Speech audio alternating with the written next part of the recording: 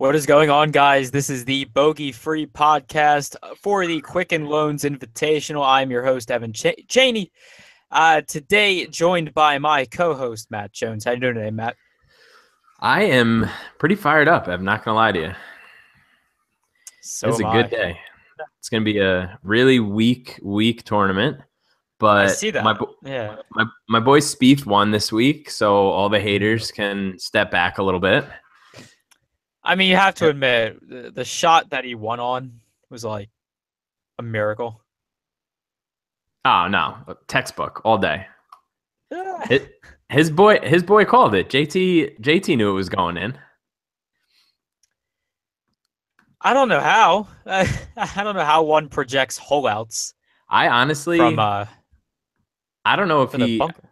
I don't know if it came out in any interviews after. I heard like one or two interviews with him afterwards. But I was sitting there watching and I was like, he's going to dump it into this bunker again and give himself the same shot. And there's a reasonable chance that he holds it because he just did this same exact shot and he was what, 2 feet, 3 feet maybe. So I don't know. I love the kid. I mean, he's 23. People hate on him like he's like going to fall off all of a sudden. He has 2 wins this year. It's like, what more do you want? The kid's 23 years old. Like, he can barely drink legally. He can't even rent a car. And people are just like shitting on him all the time. I'm like, not that it's not like he needs to rent a car though. That's the thing. oh no. He's definitely even if something were to happen to his current car, he could probably just buy a new one. Oh, for sure. Yeah. No, yeah. I was happy to see that. Yeah. Now my man's got some wealth going into him. But yeah, other things from that tournament you want to bring up? I mean, it was pretty. I thought it was pretty exciting. I mean, you had what seemed to be like a reasonably difficult course for most of the week. You had a bunch of guys up there, Berger, who we like. You got a little bit of like Patrick Reed for the villain. You got Paul Casey up there, did well. Our boy Xander did well. Tony Finau again. McIlroy shot the lights out on Sunday to just like completely save his week. But yeah, I mean, I don't know. I thought it was a great tournament. And I'm pumped up for this week because tomorrow's my last day of school and I'm just ready to rock, head into summer with a really weak Quicken Loans National field. It was a really interesting tournament. The Euro, the BMW. Yeah. Over there, that was a real good one. You have to admit. Yeah. I don't really follow it that closely, but yeah, I take your word for it for sure. And my man Sergio. Oh God. Good run. Sergio. No more Sergio. He deserves the hate. Spieth deserves none of the hate. Sergio deserves all of the hate. Sergio at least pulled out one major, Yeah. Yeah, he's like, he did it. He's 84 years old and he finally got one. Like, congratulations. He got his one. Everybody gets at least one. Unbelievable.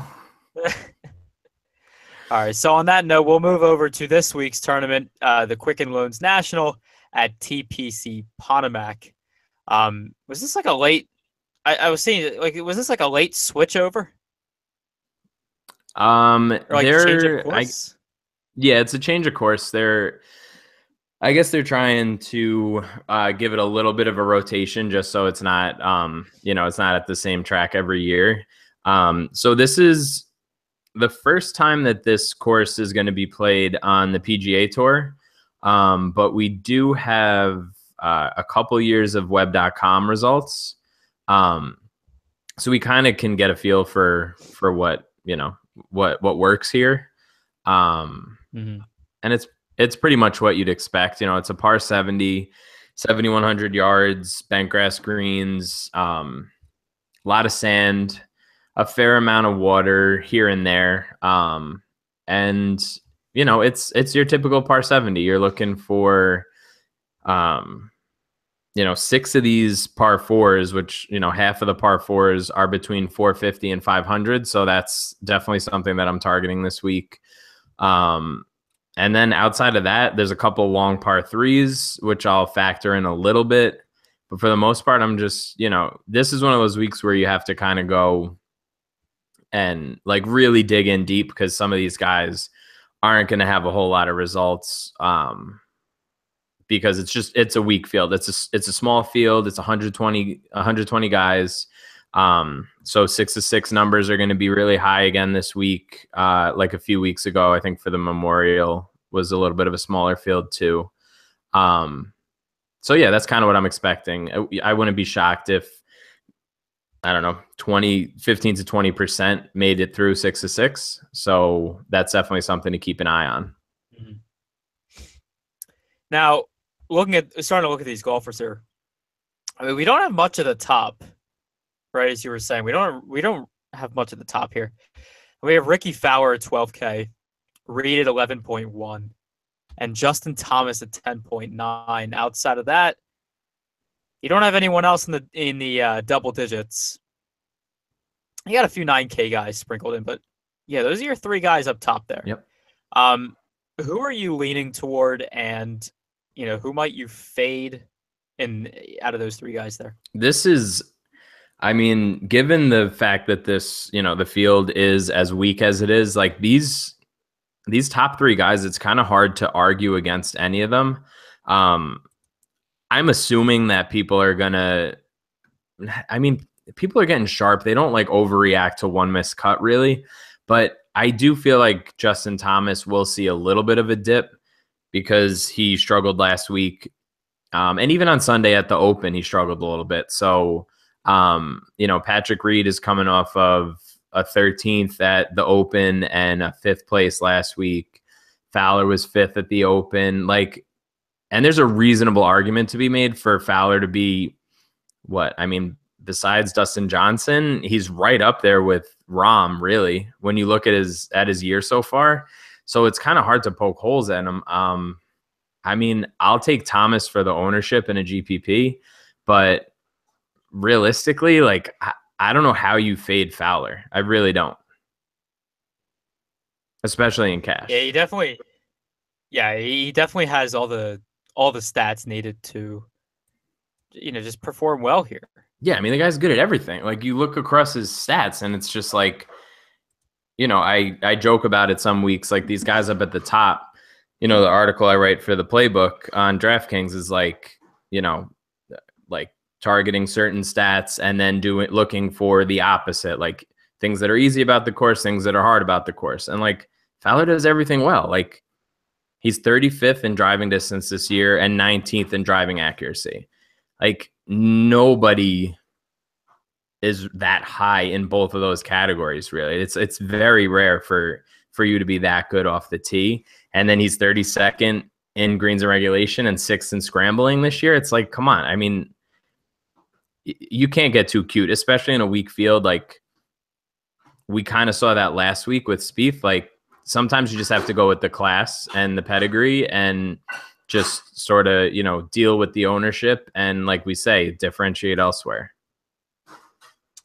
Exactly. Dude is just a really good play this week. Yeah. No fade. Don't fade him in cash, and I don't know. GPPs. It would take a really high ownership for me to get off of them.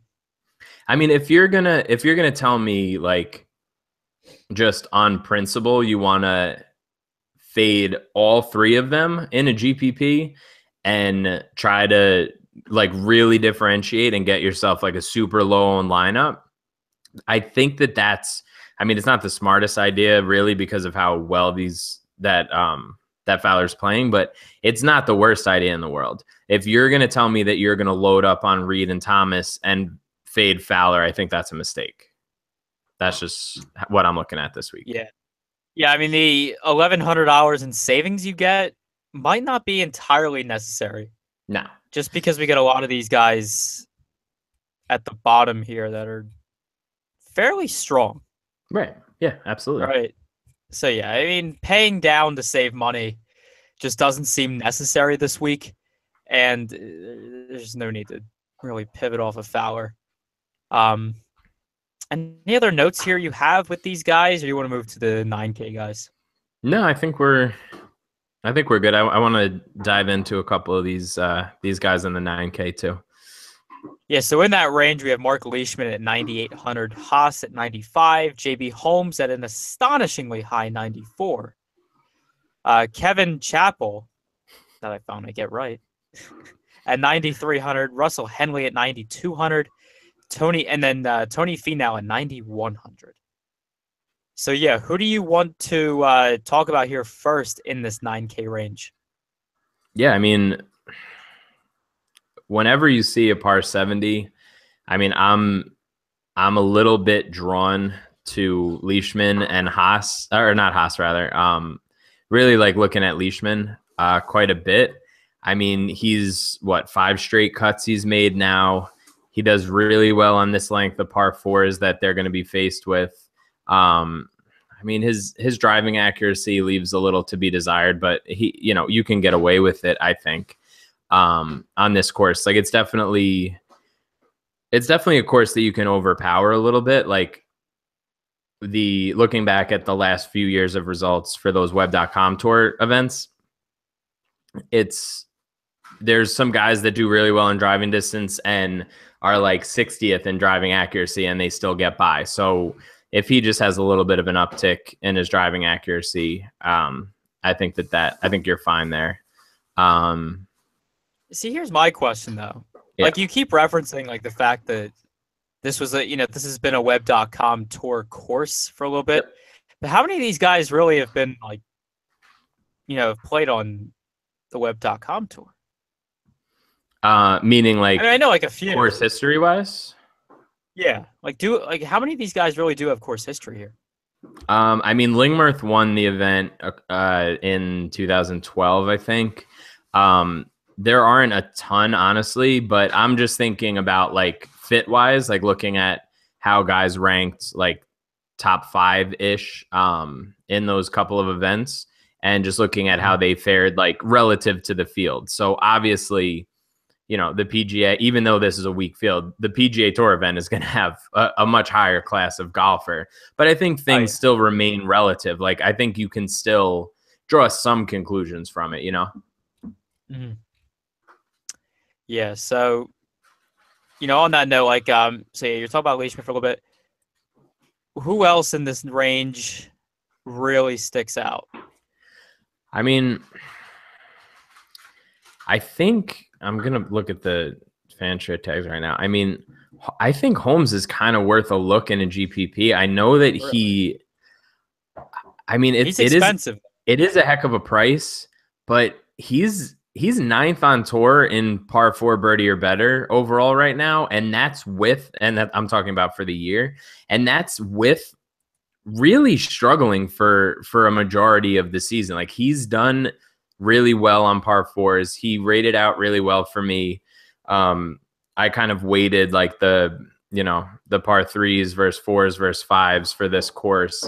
And he rated out really well for me there. So it's definitely someone, I'm not talking about going crazy on him, but if he's not going to be owned and he's sandwiched in between Haas, who has the 3rd most tags on Fanshare right now, and Chappell, who has the 9th most tags, then you're going to get him at super low ownership. And I think I'm talking about a sprinkle of him. I'm not talking about going crazy.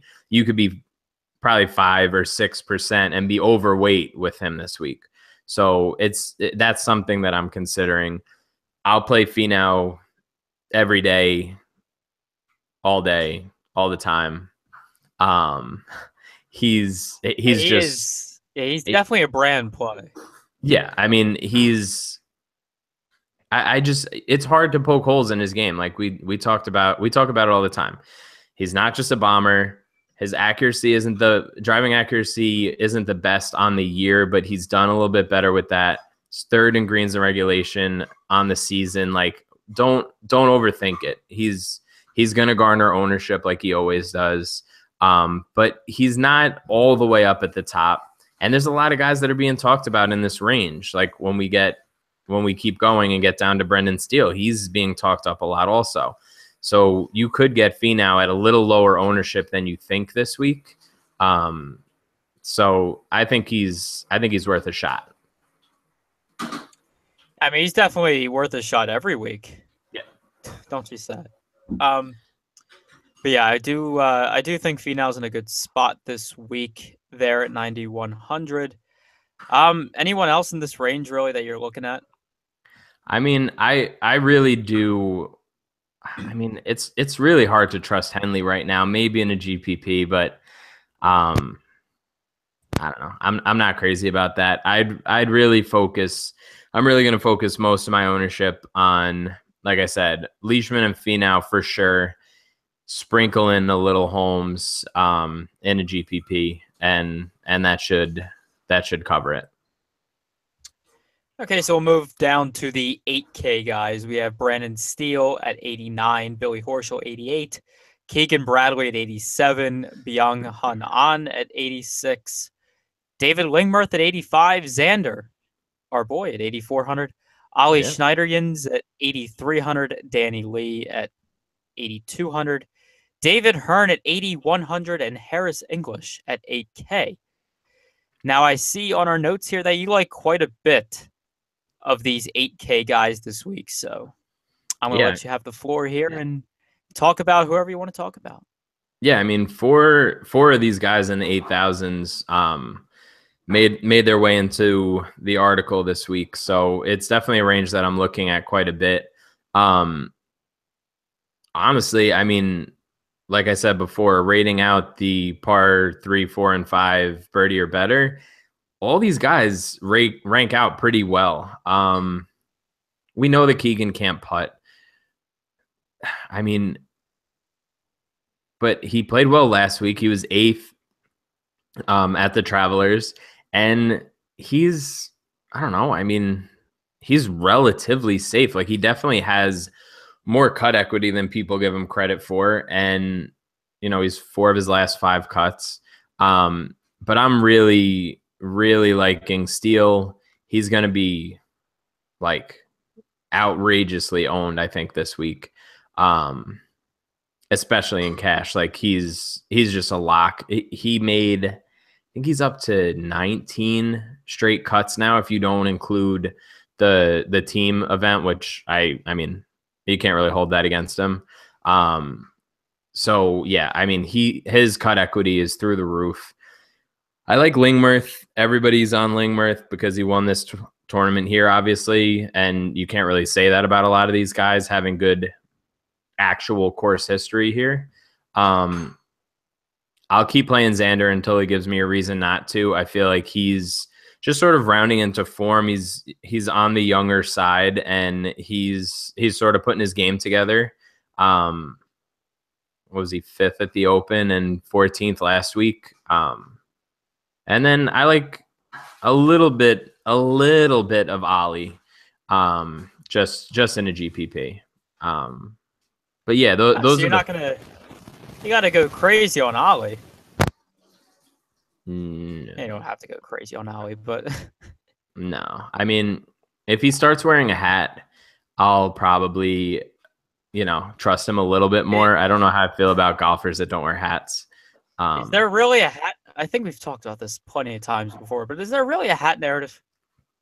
Oh yeah, there has to be. It's not a good look. It's not a good move. He needs to work on that. Like, I'm sure he could get somebody to sponsor his hat. Like, come on. I don't know. I'm sure he has offers for hat sponsorships. Can you imagine the brand that pulls that off? That's a hell of a commercial. I don't know. It would be. It definitely would be. But talking him into wearing a hat, it would be. It depends what company it would be. It also you also got to factor in Ollie's reach to the general U.S. audience. I think it'd be big. I think it'd be pretty big. We have to get on that. We'll send him some advice. We'll get to the I'm sure he'd love player list here. I'm sure he'd love to hear from us. about our hat takes. Yeah, hot hat takes. That actually sounds like an interesting podcast. I think we could scrounge that up one day. We'll work on that. Well, we'll notify the appropriate authorities. All right, we're off the rails. What else we got? Sure. Well, another thing too. I'm looking at the player pool for this week. Yep. Like we've said before with the web.com tour history, there's a notable absence here, unless I'm not seeing him. There's a very notable absence from this player pool. What do you got? I think I've dropped enough hints here. This is the Bogey Free Podcast. We're talking about web.com superstars. Oh, man. Have I stumped you? You lost me. Has Willie Wilcox stumped you? Oh, Jesus. Is he even still a golfer? Last time I checked, I think his Twitter page still says it, but I don't know. I guess Twitter bios might not be as accurate as one thinks. He's just plummeting down the official world golf rankings, by the way. Was he ever on the official world golf rankings? Yeah, he ended last year at 232 and he's down to 410 right now. Well, and he got DQ'd. Yeah, you got to take a step back. You got to take one step back to take two steps out. Wait, hold on. He played a web.com event a couple of weeks ago. Yeah. 2 weeks ago, and he got DQ'd. Was that the... What did he get DQ'd for? Having the No, that wasn't putter? That wasn't the putter thing. The putter thing was before that. The putter thing was Wells Fargo. Yeah, but what happened this time around? I don't know. I'll do some digging and try to figure it out. That's your boy. At this point, it's get your man's. Too many Hot Willie takes. There's just too many Hot Willie takes. All right, we'll cover the upper 7K guys, so everyone above or 7,500 and above here. We have Morgan Hoffman at 78. Jimmy Walker, 78. Bud Cauley, 77. Cheng Sung Pan at 77. Nice. Martin Laird at 77. Kyle Stanley at 76. James Hahn at 76. Billy Hurley at 76. Boo Weekley at 76. And Kevin Tway, who I really didn't receive many birdie tweets from this week. You got some nerve. The silence speaks volumes. You got some nerve besmirching Kevin Tway. This is just going to be a thing from now on. That's fine. If you want to tag me every time Kevin Tway hits a birdie from now until the end of his career, I'm okay with that. Dude, he's quite frankly, I don't think it's going to cram my notifications. You're killing me. He was respectable last week. He ended 43rd. There's a big difference between. He made the cut after going like +5 on the last 3 holes on Thursday. Like, come on. Well, I told that you. Means he had a really strong Friday. I told you. He had a strong day of golf. It's one of those things where I've literally always said golf should be 15 holes. My worst 3 holes are always the last 3 also. I think this is a reasonable thing. Like, it's just not fair. Don't ask these guys to do 18 holes. Like, that's crazy. Well, here's my question, though. See, you say the last 3 holes should be eliminated so that there should only be 15 holes. And the logic behind that is the worst 3 holes of the last 3 holes. So by that logic, it's specifically no. So okay, so if what is it? 13, 14, and 15 were the last 3 holes. Yeah, he would have won this week. Yeah. Okay. He would have beat Spieth. He would have been in the playoff with him, and he would have beat him. I don't know. Okay, I'll take that logic for what it is. Mainly because I want to hear some takes on some mid 7K golfers. Yeah, so I'm definitely gonna have a little bit of Tway again. He's becoming a bit of a brand play for me. And I mean, he missed a cut maybe 3 or 4 weeks ago, maybe, but I mean, he's played really well this year, honestly. Like, all joking aside, he really has done pretty well for himself. sort of working his way up. He's 60th in the FedEx Cup standings right now, which is pretty good. I mean, he plays a lot of events, but still. So I'm looking at Kevin Tway a little bit. You right over there? I don't know. It's a very strong question. Little crackles. You keep talking. I'll pick myself. All right.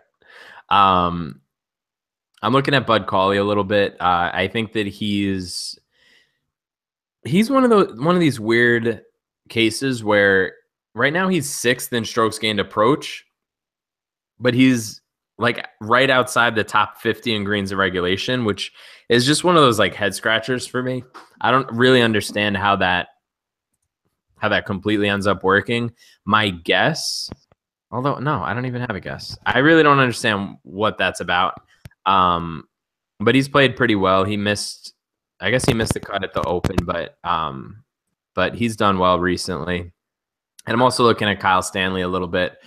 If you're going to tell me that this is an accuracy course and you got a guy who's second on tour in greens and regulation, I'm gonna play him. So those are kind of my main 3.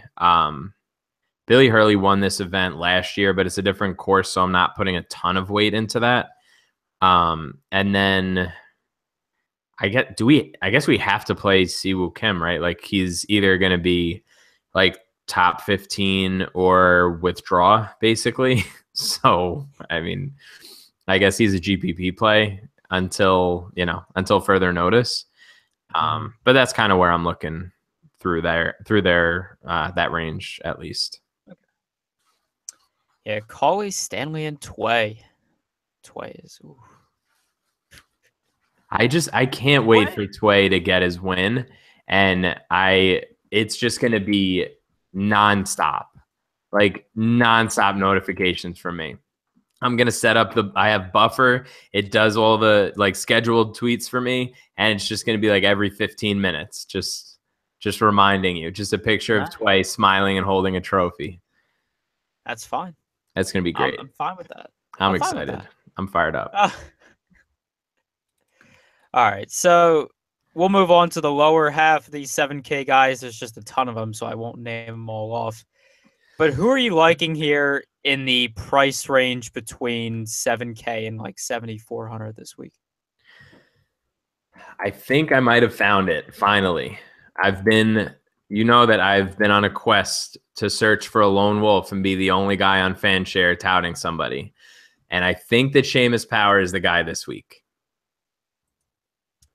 I find that interesting. I mean, based on what though? Like, besides the name? Well, of course. A guy named Seamus Power definitely has some notoriety here, especially in the DFS community. But yeah, like what's he doing for us this week? I feel like he has sort of an interesting combination in his skill set of really being able to. I mean, he's pretty much a bomber. He's 33rd in driving distance and just abysmal in driving accuracy. But like I said before, this is a course you can overpower. He's not the most accurate guy on approach, but he's a good scrambler. He's done really well on the par 4s between 450 and 500, like we talked about before. Scores well on the par 5s too. He's 17th on tour in that. I mean, and he's made 8 of 12 cuts this year. Like the guy, that's pretty reasonable cut equity considering what you're paying for him. Like 7,300 isn't really costing you anything. And he's at the same price as like Fabian Gomez and Hudson Swafford, who, I like the guy, but he's been abysmal lately. He hasn't been making any cuts practically. So if you're going to tell me that I have to pick in this range, and I know somebody's going to be like literally not owned at all, like I'm talking about 0.1%, then I'll take a shot in a lineup or two with him. Outside of that, a lot of these guys, this is where it really starts to get kind of weak for me for a little bit until, again, we hit that like 6,900 range, which happens every single week. that these guys are just like really objectively good plays at this 6,900, 6,800 range. So I'm looking at power. Yeah. I mean, some of these guys, it's like, how do you, I guess. Yeah, I really don't like anyone in that 7K to 7,400 range. I don't like a single golfer.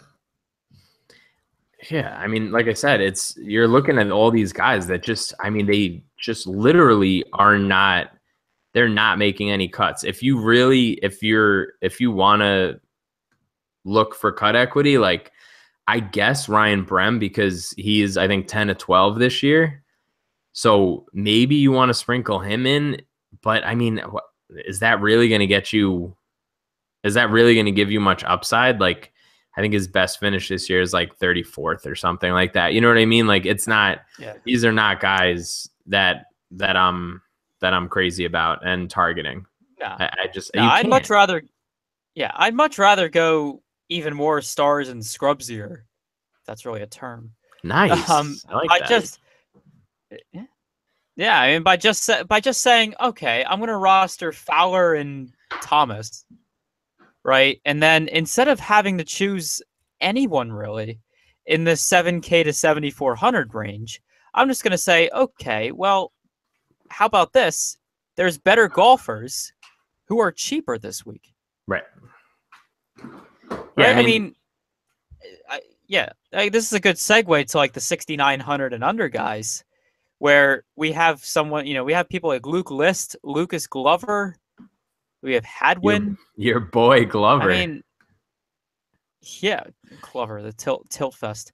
I mean, Vegas and Grayson Murray, like 4 guys who, at much cheaper price tags, are much better plays. Not just because of their price, but their skill as well. I mean, my affinity for Johnny Vegas, but I'm a little scared off of him, honestly. I need him. I need him to put. Rough lately. I need him to put like 2. And I agree with you. I think realistically, like in a vacuum, he's probably a better golfer than a lot of the guys like in the 7,000, 71, 7,200 range. But I need him to make 2 cuts in a row before I play him again. You kind of want to see him like sort of show that he still has a little bit of a game, because it seems like it left him in a hurry, man. I mean, I'm talking brutal to watch him lately. So I'm a little weary about him. But like you said, I mean, Luke List and Lucas Glover, those 2, I mean, I don't know how you can really avoid them at this price. No. And Glover isn't really being talked about. No. I mean, he's a great golfer who is excellent for tournaments. Yeah. How do you say no? It's weird. I mean, right? Especially if you want to fit more expensive guys, like right. He's the perfect. Only issue is that like Tway is 100% gonna finish higher than Glover, but like other than that, that's cold. Like you're a cold take. No, I'd rather. You see, here's the thing though. By using Glover, you save 600 and you don't really get a cut tilt. It's more like a top 10 tilt. Interesting thought process there. I feel the emotions coming out of you. Yeah. Like of course not verbally, but just I feel something after that statement. It's just I crossed some kind of metaphoric Kevin Tway line or something. Jumping back to Vegas for a second, I mean, yeah, he has a lot of the mental aspects of the golf game, going very poorly right now, missing a bunch of cuts recently. But is there any like statistical reason, maybe someone could point to Vegas and say, okay, yes, he's missed, all these cuts, but is there any like statistical logic you could use to say he might be a decent GPP play simply because of the course fit? I mean, His driving accuracy has improved lately. I'm grasping at straws. Like his greens and regulation and his proximity has just been so up and down. Like it's just too volatile. And I don't think that the way that he's playing right now, I don't think that his like peak with his current form is really enough to be like, oh, he has a reasonable route to like a top 15. I think his best case is probably like a 40th place finish or something like that, and then his next start make the cut again, and then people will be right back on him. But I don't know, man. And like I said, that I love rooting for him. I love playing him. He's definitely won me money in the past, but I can't pull the trigger on him this week. I need to see a little bit more before I really can trust him. He's at a good price, but I can't do it. Okay, well, like I think he's appropriately this might priced. be the week. Yeah, he is appropriately priced, but I think skill-wise, he's appropriately priced for his recent form. Right. But like his long-term skill, he's definitely extremely underpriced. Yeah. No, I hear you. I totally agree. I think, if he puts it together, what is he? Even with his struggles lately, he's still up at 68th in the world. It's not like this guy is like a nobody. He's still a good golfer, but something is just clearly not right. Like he could never putt anyway, but he's 178th in strokes gained putting this year. Like that's abysmal. Like we don't even play on the PGA Tour and we would only be like 205th. You know what I mean? Like we're like there's only 200 some odd guys that get ranked. So like 178th is just god awful. That is true. That's a very interesting way to put it. There's another guy here in the 6,800 range. Not very well liked, of course. Oh God! But this guy just the thing is, he doesn't go away because he's a great ball striker. And you can't make the justification to just outright fade him. Grayson Murray at $6,800 on DraftKings. Will certainly be in GPP lineups by myself. I don't know about anyone else, but I definitely like him. He's seventh. He is seventh on this tour in driving distance. You really like him in a GPP this week, though? Don't you think he's going to be played quite a bit? I don't know where his ownership currently is at this point, or like his projected ownership based on, whatever. He is I don't know where that is at this point. Sorry, he has the 13th most tags on Fanshare right now. See, here's my question, though. How many guys in this price range are above him? Skill-wise or like as a human being? It definitely does kind of factor in there. No, I hear you. Believe me, I do hear you. Yeah. If I'm talking about just straight up, let's say like within $100 either way, right? So 6,900 guys, 6,800 and 6,700. I am 100% playing Luke List over him. I'm probably playing Glover over him in a GPP. I think Hadwin's pretty close for me.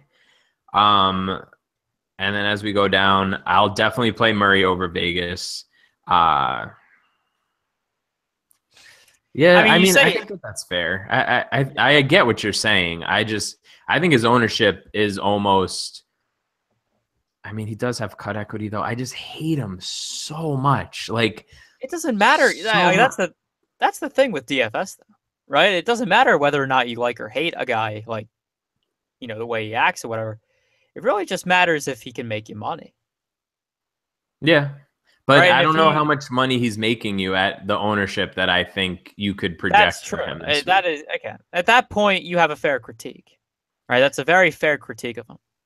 But like I say every week on this very show, sometimes you have to, as a DFS golf community, and I think people are starting to get this. We have to realize that Grayson Murray is good at golf, no matter how much we don't like him. Right. He's good at golf, right, and he's eligible on DraftKings at a cheap. Yeah, like I said, I totally agree with you. Objectively, he is a good play.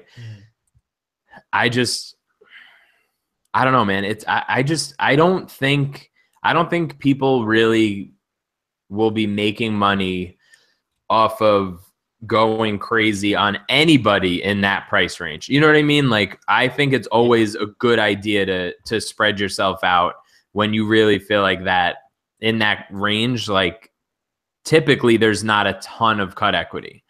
Like, and I want to have a 6 of 6 lineup, especially like we said at the beginning, especially this week. Top 70 and ties are making it, and there's only 120 guys in the field. So you need to make the cut. And I would be shocked if he missed the cut with the way that he's playing. So I do hear you. I'm mostly joking around. Like, when push comes to shove, like, he is a good play, even though he's just an awful, awful human being. Oh, of course. He's not the best and the brightest in that sense. No. That's a fair assessment.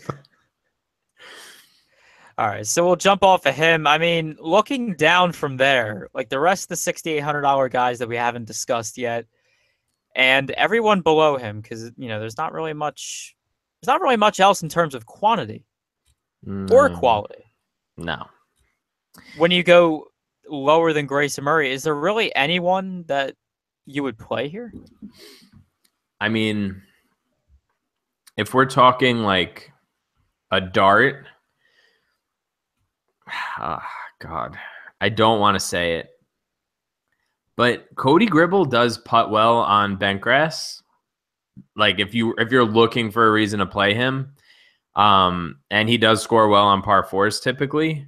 So maybe if you want to put him in one lineup, just because you're going to get him at literally no ownership. But really, I mean, you can't play any of these guys. Like, what are you going to play? Like Alex Cheka? Like, no, you're not gonna. For some reason, I feel like somebody was being talked up a little bit in this range, though. Nick Taylor and Ricky Barnes are kind of being talked up a little bit, but like, I'm good. Like, no thanks. I have no idea. Really, two questions here. One, who's Cody Gribble?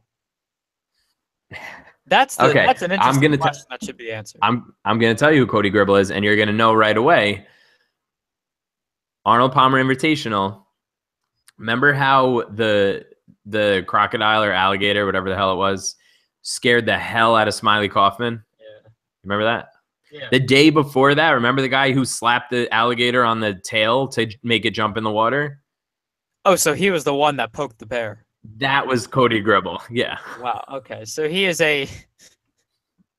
So his highlight, like the highlight of his golf career, is pissing off an alligator. No, he gently helped it into the water. Yeah, well, I guess that's one way to put it. Like a long term, that's probably not like a plus EV move, like smacking alligators or whatever. But I mean, it worked for him. So yeah, I mean, if it prevents the alligator from biting you, I guess it works. Yeah. Actually, I don't know whether this was alligators or crocodiles, but to get away from them, you run in a zigzag pattern. Yep. Because they follow your path. Yeah. But they can't move their eyes left and right. Right. That's why they have to just... And then the differences between alligators and crocodiles can be a whole podcast within itself. Okay, so we have what for any podcast? The hat stuff? The difference is between alligators and crocodiles. So alligators and crocodiles / cold hat takes. So we're gonna have to hop on. I think we're gonna have to get after this. And yeah, I think that I think that's a great place to to end this.